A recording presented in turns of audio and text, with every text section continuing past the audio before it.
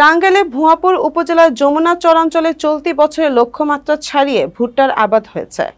আবহাওয়া অনুকূলে থাকায় ভুট্টার বাম্পার ফলন হয়েছে বলছেন চাষিরা। তবে স্থানীয় হাটবাজারগুলোতে আশানুরূপ ভুট্টার দাম না পাওয়ায় হতাশায় ভুগছেন তারা। আমাদের ভুয়াপুর টাঙ্গাইল প্রতিনিধি সৈয়দ সরোয়ার সাদি রাজুর পাঠানো তথ্য ও ভিডিও চিত্রে দেখুন বিস্তারিত।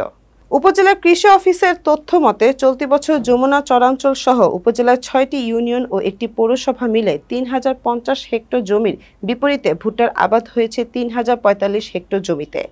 এতে ২৭,৪৫০ মেট্রিক টন ভুট্টার আবাদ হয়েছে বলে জানিয়েছে ভুয়াপুর উপজেলা কৃষি বিভাগ। ভুয়াপুর উপজেলা কৃষি অফিস সূত্রে জানা যায়, উপজেলার ৬টি ইউনিয়নের মধ্যে গাবসারা, অর্জুনা, নিকারাইল, গোবিন্দাসী ও পৌরসভার বেশ কয়েকটি এলাকাতে তুলনামূলকভাবে ভুট্টার আবাদে কৃষকরা দিন দিন আগ্রহ দেখাচ্ছে।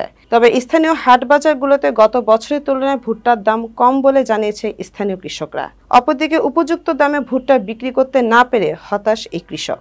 ভুয়াপুর উপজেলায় ২০২৪-২৫ অর্থ বছরে ৩,০৪৫ হেক্টর জমিতে এবছর ভুট্টার আবাদ হয়েছে। লক্ষ্যমাত্রা ছিল ৩,০৫০ হেক্টর।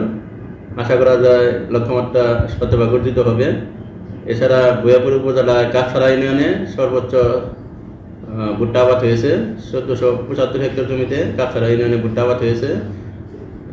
এবার আমি আশা করছি যে ভুট্টার বাম্পার ফলন হবে এবং কি কৃষক আশানুরূপ ন্যায্য মূল্য পাবেন। মাঠ পর্যায়ের উপর সরকারি কৃষি কর্মকর্তাগণ ভুট্টা আবাদ বৃদ্ধির লক্ষ্যে নিরলসভাবে কাজ করে যাচ্ছে। এছাড়া কৃষি প্রণোদনা কর্মসূচির মাধ্যমে আমরা ভুট্টার বীজ সার দিয়েছি, যার ফলে কৃষক উপকৃত হয়েছেন।